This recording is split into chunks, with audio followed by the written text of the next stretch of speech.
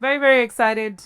Quite a big shift from my earlier topic, which was on connection. We're going to dive deep into AI and accountability. And it's really important to sort of set the context in what it actually means at different levels. I have some phenomenal speakers here today on my panel, and that I have the honor of both introducing and grilling. But let's just start with a example of what I think is a good center statement for this dialogue, which is in Jharkhand, a daily wage worker showed up for work and in the morning and tried to log in attendance because they were going to be working. And the app couldn't verify their face. She'd been doing the same job for about years and her face hadn't changed. The database had. There was no one to call. There was no appeal form and no official who sat on the desk to approach. The system had decided she didn't exist. And that system doesn't take complaints. She's one of the 27 lakh Mahatma Gandhi Nrega workers deleted from a government role in a single month. And that sets the premise for our conversation today, where India is not short of legal frameworks and bills. We've spoken about earlier, our lovely introducer told us we've got the IT Act, we've got the DPDP, we've got MADI guidelines, and we've got a proposed AI bill that's in the work that we're going to hear from Mr. Pavan. But the gap I want to spend the next 30 minutes on is whether we have the rules that are truly needed for a system like ours, which is scale, which is taking in supply chains and building innovation scale models on it.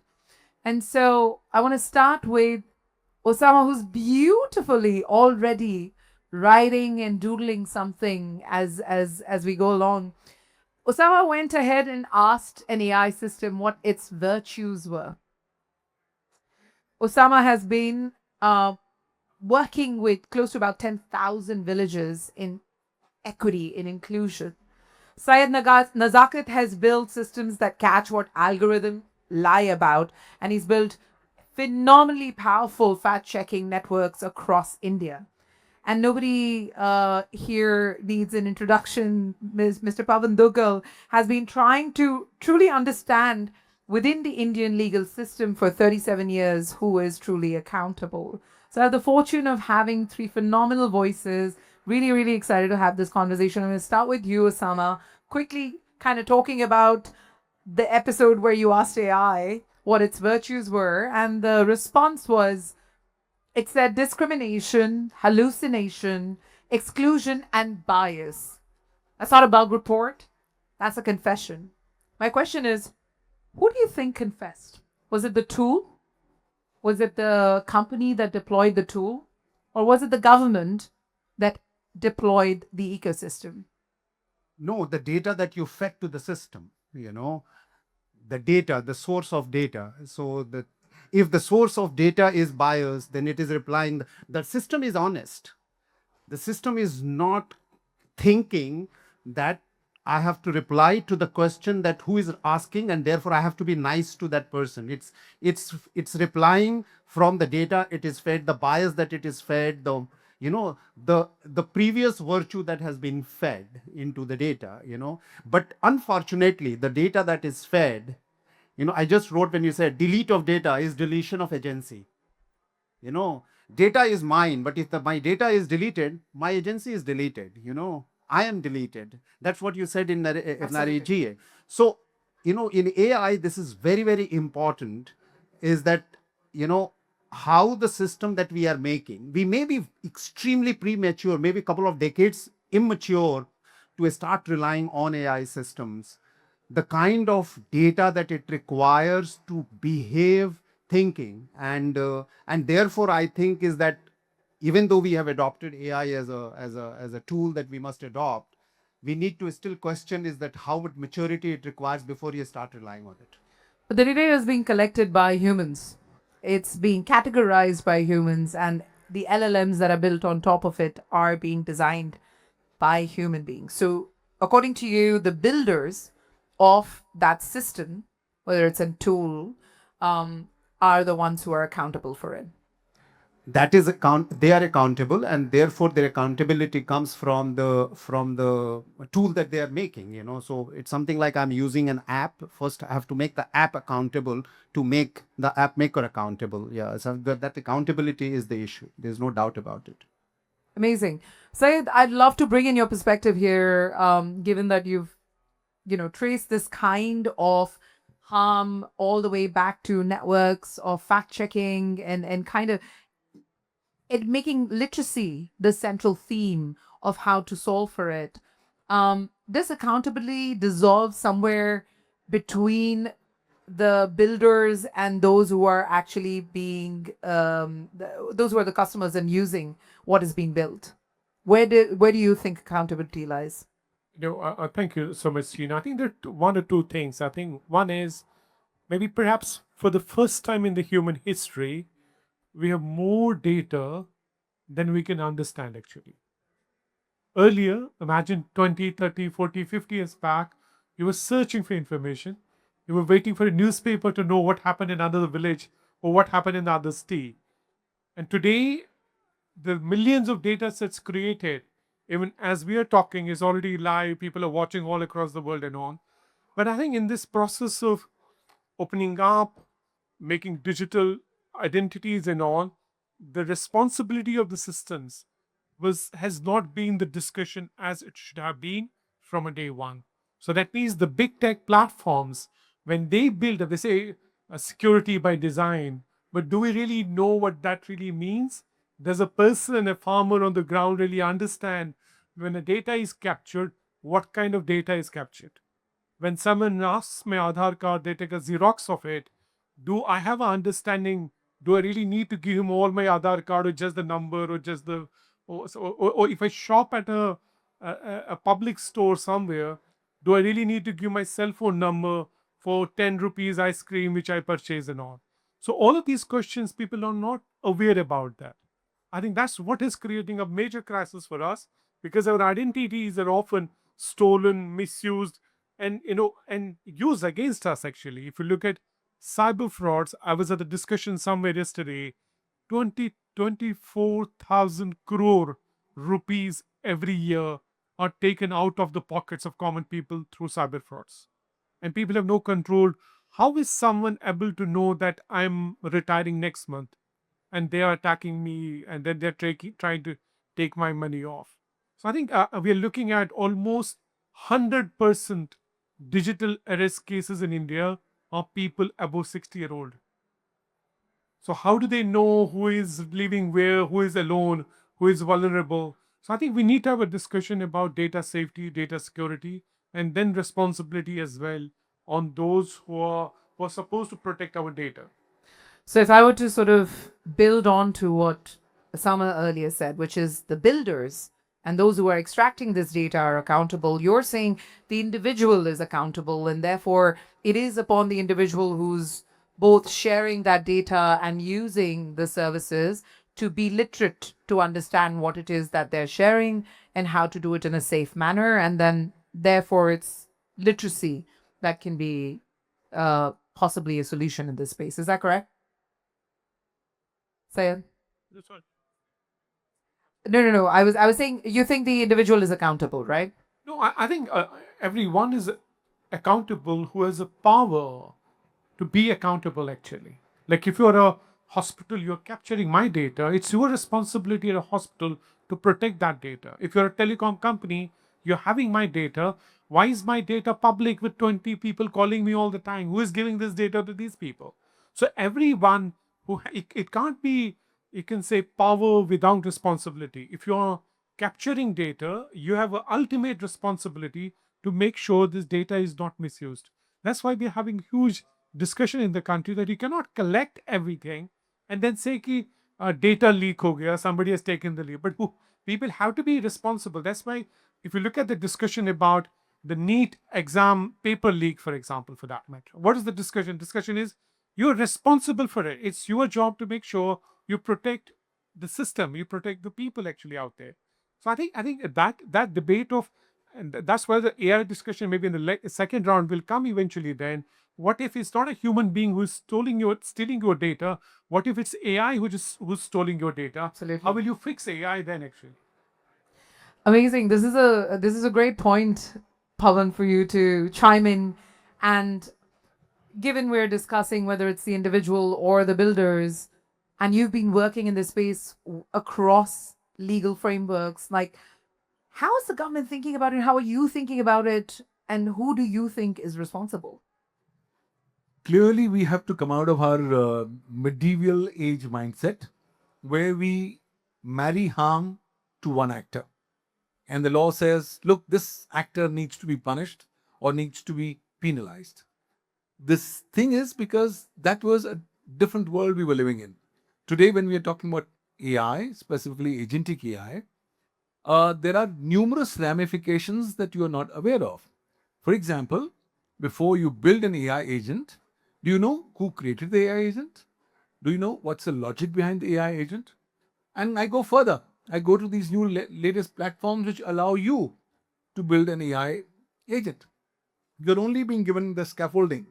You're not being told the basis of what's going to be behind the AI agent's thinking process. And now, with the ability of AI to get more autonomous, to go ahead and even take autonomous decisions to bind me, I think the time has come where we'll have to have a multi-layered approach towards liability. In this, global agentic AI liability framework that I've created, I've argued that look, only one person or one stakeholder cannot be held liable. You'll have to have different stakeholders being liable, whether it's the developer, the deployer, whether it's the company who's deploying it, whether it's the company that's providing its services, or whether it's the user per se. Depending on what your role is in the harm that AI is causing to humans, depending on the kind of quality of control that you had to in order to prevent such a crime, depending on what all due diligence did you actually do in terms of putting up policy, legal, or due diligence guardrails before such AI was implemented, are all important factors which will ultimately determine how much should be a liability. So, should an AI agent cause harm to Mr. X, only the developer has not to be liable. Yes, he has to be liable depending on how much quantum of his contribution was there in the said harm, which he could have prevented. The more you have the ability to prevent harm, and the more you did not do so, the more due basis becomes for making you more liable. So, in context of a country like India, where we are going to talk about multiple communities still not having access to the digital world altogether, for them to understand that framework, for them to understand what harm is being caused and am I liable or not in causing that harm, we're like ages away. How does this kind of thinking actually become meaningful for someone who has incurred harm? First and foremost, people are still in a denial mode. They are right now fascinated by the sexy character of AI, and they are seduced by AI without thinking that AI has begun to start causing harm to humans. So in January 2026, I launched the Global AI Harms Registry, where we have identified 10 different categories of harms that AI can cause to humans. And there's an 11th category that we still don't know. What are these new unknown harms that AI will cause? And because there's lack of empirical evidence, we've opened up this global AI harms registry to stakeholders across the world. Please come and report these matters so that at least once there is empirical evidence, then we will start building up the legal frameworks in that particular regard. I'm reminded of this case from Nagpur that's come to me. The guy has relied upon AI, the wrong advice on AI, a 17-year-old boy who ultimately decides that I must agree to what AI has said, which is to commit suicide. He lands up asking AI the best, the quickest way to commit suicide. And the answer is as brutal as you can think of. Slit both the wrists of both the hands, deepest possible manner, period. He does that. And then lo and behold, he thinks that's the end of the world. Sorry, he survives. But now there's a problem. Both the hands are now paralyzed. So in a scenario like this, the parents want action. So you will have to have some liability. And that liability will only start happening in once we will have legal frameworks. Today, You look at the terms and conditions of these platforms, they say, guys, I'm not liable. I'm a black box. Guys, private information, don't give me. I will use your information as public information. But then hold on. Every individual needs to have a right to accountable AI. And that's the reason at the International AI Accountability Forum in New Delhi last week, we adopted the Universal Declaration of AI Accountability Rights, where we are saying whether you know it or not, you have a right to an explainable, a transparent, and an accountable AI. And that is intrinsic in part of your fundamental right to life. Today, I can't live a good life without having access to an AI that's going to be accountable.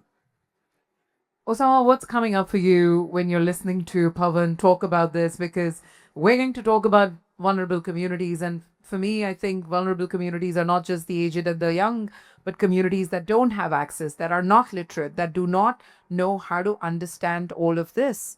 What's coming up for you? So if I'm being very polite to AI, I'm just saying is that, in India and even all over the world, physical health has always been an issue that everybody recognize, right? And there is a safeguard to that. There is a warning to that. Mental health doesn't have any safeguard that before using this, you might get a mental health problem, right? For example, more physicality. When I learned driving, I write on my car or whatever L, and then people know that it's a L. When you go on the road, when you should go, you should get license. You might hit somebody, you'll be liable. There is a whole insurance system. All those things. Now the same system is not applied when the machine I'm using can create a mental health problem for me, right? Or my entire ignorance to the humanity, my own. It's something like we four are sitting and we all are on mobile and texting each other is a mental health problem. It's because physically you can talk to each other, but you are not. And therefore, ideally, if that's the reason I'm saying, if you're very polite to this AI agentics or AI chat GPT, they should come with a warm. You may use more than 2 hours and start relying on this, you may commit suicide. If it comes, then I know that you have a business to use this one, but I also have a safeguard in place. My parents know this. If I smoke, the similar kind of warning comes. So you're building on what Pavan's saying and saying that within the system, there should be a disclaimer. It's very polite. But if I'm being impolite, just go to who is building AI system. It's not the civil society who is building, not an NGO who is building, not people that are, oh, I'm waiting for last 5,000 years for something to come and save my life. No, it's all profit-making people who are making AI systems, and all the government who want to become authoritarian is adopting those technology to control, because the data is the feed for the AI. And who is the data? Humans are the data. I'm clearly saying I'm making agent to replace whom? Another agent, which is a human being. So it's clearly saying that, okay, so I am making an agent to replace another agent, which is the human. And therefore, I just want to show this because I do not. Machines are not supposed to think. As simple as that. Thinking machines must have a soul, right? A thinking machine without a soul is a disaster waiting to happen. Because nature has made in such a way, AI is a thinking machine without a soul. It is the soul that brings the what you call virtues. Without virtues, if you give power of thinking, and that's what your AI is, a thinking machine, self-thinking machine. It doesn't have a soul, so it will be brutal in its impact. We're getting into a little bit of a existential debate on AI and its presence in humanity and whether they should be allowed to do something or not. I want to bring the conversation back to, given the conversation we've had so far, Syed, what are the ways that you're seeing, you have a lot of programs that are being launched in the fact checking, the disinformation, the misinformation space, and partnering with some of these giants who are building, without taking names, building these AIs. What are you seeing the dialogue in terms of accountability? No, I think is an ongoing conversation first, because this is just a technology. Though I think AI as a technology has been there for last 40-45 years. It looks sometimes weird. We all think like it's very new. One of the institutes in the US, which is actually called AI Advancement Association, is the Association of Scientists. It's celebrating its 37th year, and the name of it is AI, AI Association of Scientists. But I think what happened in the last 2-3 years is essentially Gen AI, a technology which is able to create solutions on its own, answers on its own, thinking on its own. And naturally, it's creating a space where we think of what are the legal safeguards we need to make sure that we take care of it. If the question is, do we have watertight, robust frameworks? The answer is simply no. Are we trying to build new, frameworks? The answer is yes. As early as in Feb this year, the government of India amended the IT Act, and it actually, for the first time, mentioned any harm created by the deepfakes. And that also meant any company in the India, whether that is any big technology company, Microsoft, Apple, Meta, all of them, they need to have a redressal mechanism in the country.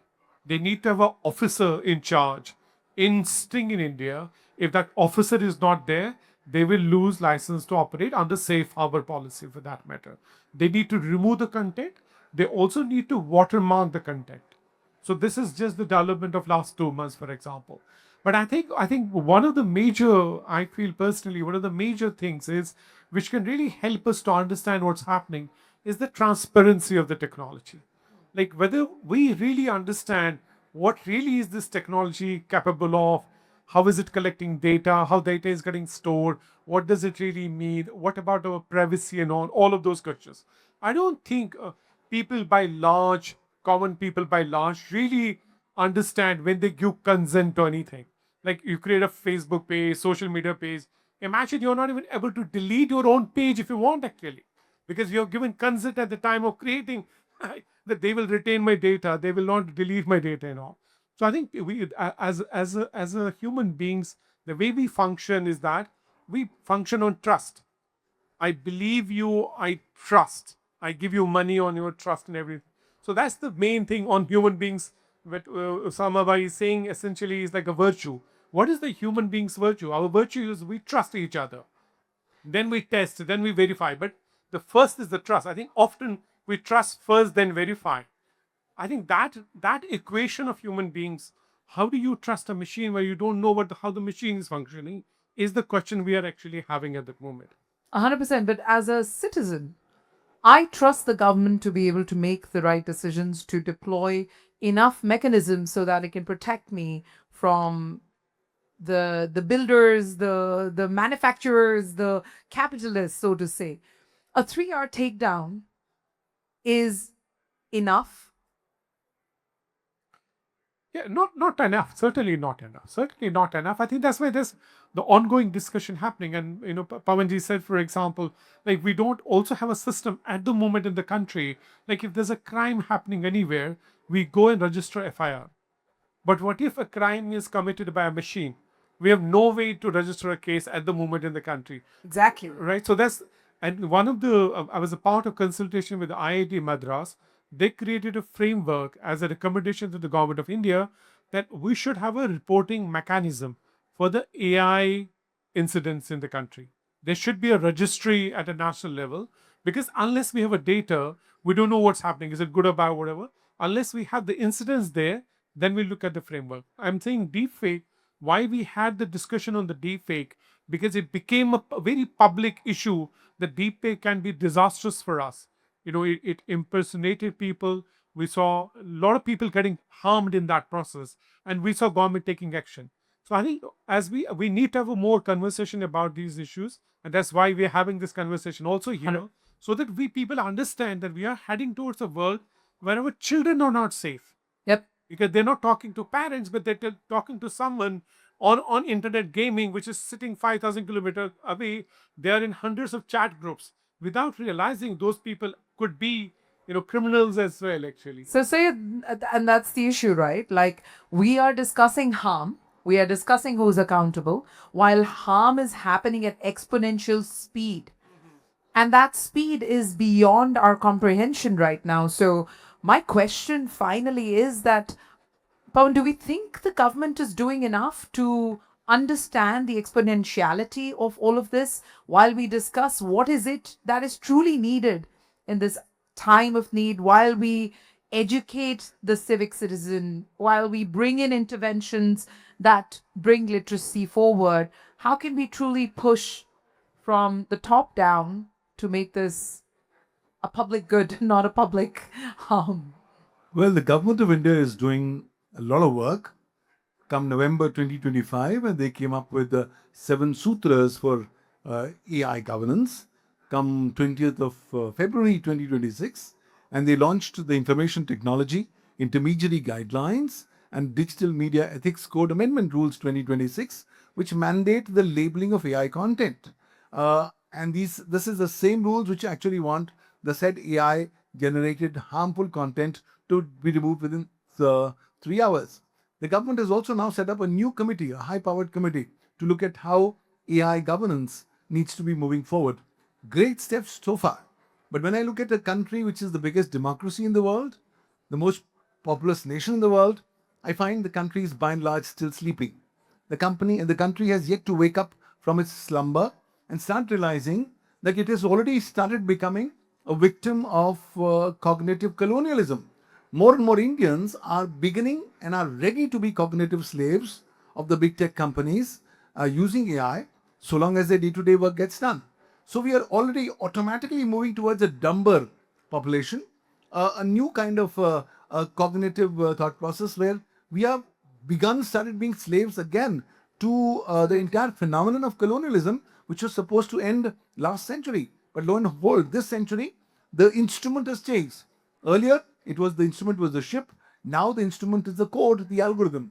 Earlier, the cargo was spices, were cotton, were labor. Today, the cargo is data.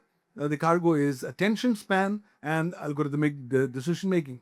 And the beauty is that India has to realize that if it does not start up now, it will miss the last train that's come onto the station. It's not going to get this chance ever again. For the last 2 years, I've been telling the government of India, you require a dedicated law on artificial intelligence. Why? Because the Information Technology Act of 2000, a 26-year-old legislation, is completely inadequate to deal with AI. It does not mention about AI. It does not talk about any aspects of AI. So much so, you look at the Digital Personal Data Protection Act of 2023, just a 2-year-old legislation, and the DPDP rules of 2025, and they are silent on AI, without realizing that AI has become one of the very significant data fiduciaries in today's context. So I think quicker India starts coming up with not just these dedicated laws on AI, but also specific provisions to protect the cognitive thinking and the thought processes of people. Because we're still stuck in the data world, where how data should be collected, how it should be managed, how it should be used, and we're not even thinking about how decision making that AI is going to bring in, that's going to impact millions of lives, need to be monitored, tracked, and I guess held liable. You've called the elephant out in the room. I know we have a few minutes left. If what we've been talking about really resonates with you, I'd love to see if there are any questions in the. Oh, I'm glad. Please go ahead, gentlemen in the front. Hello.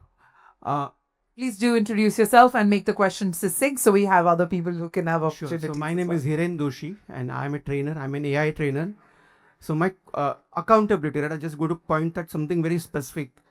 Accountability is a problem because what is happening is currently in the race of this AGI and ASI, everyone is working in their own area. OpenAI is doing their own work. Claude is doing their own work. Anthropic, everyone is doing their own work. Right now, this is a time when they should be collaborating and putting the guardrails in the LLM itself, which they are not doing. So no matter what we do right now, however, how many policies you put, we'll always be doing the catch-up game. That's my thought, yeah? And I want to So hear what is your thoughts. question, sir? I want to hear their thoughts about this because this is a problem that no matter what policy we put, we cannot solve this problem because There are problem private is- companies and it's not a public good, but I'd love to hear if somebody here has a strong opinion on it. So one thing I Keep would it say short. that you are absolutely right, and that is going to be a problem. And I have to say 2 sentences that sometimes prevention itself is a cure. Don't use it. Don't accept it. That itself is so much. That's one. The second is the biggest danger of AI is not as much as the completely AI based system, but the existing practiced system using AI logic. For example, social media, for example, databases that we are used to, the apps that we are used to, they are using AI systemic ingredient into the older, already gained data. And that is where they are actually becoming part of your mental practice and you don't even know. That's the bigger danger. You are bang on target. We are always in the catch up mode. And the beauty is, we are not even realizing that we are not creating a Swapan Sundari. We are creating a data hungry demon that will ultimately go and be an existential threat to humanity. So, the quicker you start putting in legal guardrails now to go ahead and control this, now there have been documented cases where AI has begun to start going rogue. It's not following human command. And this particular trend is further going to get far more compounded. Therefore, the problem is internationally, nobody wants to work together. There's no international treaty, no international agreement on AI. And it's all an arms race. Everybody wants to get the most powerful kind of AI models. But hold on. Ultimately, you will have to make sure that these models are subservient to human interest, human dignity, and human respect. If that doesn't happen, tomorrow it's just going to be one catastrophic event, and the entire world will be in a state of repentance and saying, sorry, we did it the wrong way. We're just getting to crux of it. And to take one more question, you had your hand up. Hi, my name is Deepak Lamba. Quick question. We all agree that we are racing towards the edge of a cliff without any guardrails.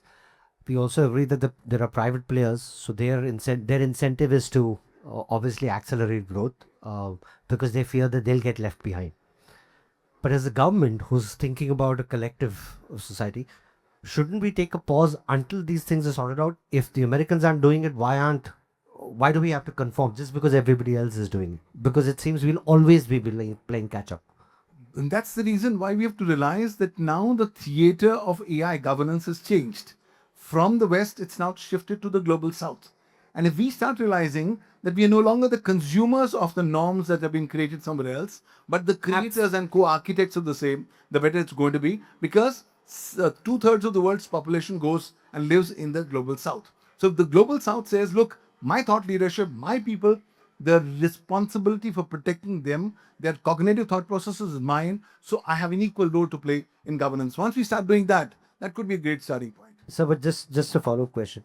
Do you think the government of India will actually have the, if I can use an improper word, the gumption to actually be able to do a hard pause? Well, we are right now on a stage where I don't expect a hard pause from anyone. Well, at the time when ChatGPT got launched, there was this Futures Institute which said, guys, hold on, there's an arms race. Give us 6 months, allow the law to catch up. The company said, no, nothing doing. We are moving forward. And the reality is, till such time, there are not binding international norms which mandate the nation states to work in a particular direction. Unfortunately, it's a free will, it's a wild, wild west. So the question is, the onus is on countries to say, guys, let me take my onus through my national legislations to protect myself, my populations, our cognitive thought processes, our cognitive sovereignty, and AI sovereignty as we move forward. Thank you so much. I know there must be many follow-up questions. I'm getting a request. Can we take another question, or we're amazing? Thank you so much, my organizers. Go ahead. Please introduce yourselves. Thank you so much for this opportunity. First, before I ask this question, I would like to thank each one of you for articulating it so wonderfully. It was very deep and intense, and we could understand the depth of what you meant to convey. So my question for you would be, like, for in every organization, how can we cater to emotional intelligence so that people are aligned to that level while they work, and they feel the essence of the AI, and they feel that they are emotionally connected with it? We're getting into the existential territory again with this question, but Can I come in? short answers here. Yes. The problem lies in our mind. We've begun to start looking at AI not just as a life coach, but as also my emotional coach, without realizing that we have started mentally giving characteristics of humans to AI. The time has come for more capacity building amongst users. Guys, it's a cognitive intelligence of machine. It's brutal. It's trained to hallucinate, trained to flatter, trained to put you in an echo chamber. Once we start realizing that, to a large extent, we will stop leaning in that direction. But if you think overnight that's going to happen, that's not going to happen. The problem is today, youngsters and even bigger people and elder people are all beginning to start trusting AI. The problem is with us as Indians. We trust a lot and we trust without any basis. Why? Our culture told us this. But this AI is telling us stop. Go forward and do two things in your life and you will never repent. Be extremely stingy about the information you go to AI. Why? Because it will be used against you. And number two, be extremely suspicious of the information that AI gives you. Do go ahead and check the authenticity and veracity of the same before relying upon the same. If these two, shall I say, life hacks can be adopted, you can be relatively safe. But that can only happen if there will be more capacity building, there will be more awareness and sensitization in that regard. Great. Thank you so much.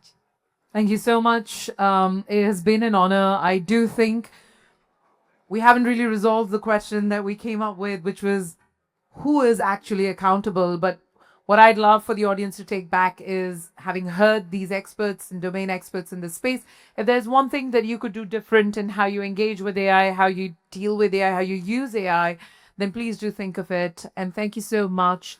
It has been an absolute honor. Thank you for your time and your brilliance.